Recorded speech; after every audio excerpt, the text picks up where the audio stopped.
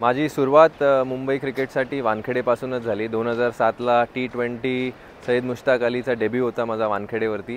तर पहिली मॅच मुंबईसाठी मी वानखेडेवरच खेळलो आणि माझ्या लाईफची करिअरची शेवटची मॅच देखील मी वानखेडेलाच खेळलो. तर बरेच मेमरीज आहेत.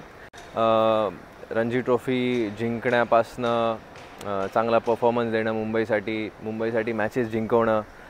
तर एक खूप एक जवळची जागा आहे वानखेडे स्टेडियम आणि खूप आनंद होतो इथे खेळताना आणि माझं मोस्ट फेवरेट ग्राउंड आहे.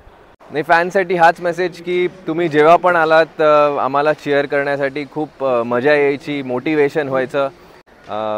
स्पेशली नॉर्थ स्टँडची गँग असायची किंवा इतर बाकी स्टँडमध्ये पण जबरदस्त ॲटमॉस्फिअर असायचं. चीअर नेहमीच जेव्हा पण मुंबई खेळायची किंवा भारताचा संघ खेळायचं इकडे नेहमी सपोर्ट करायचे आणि पाठीशी राहायचे.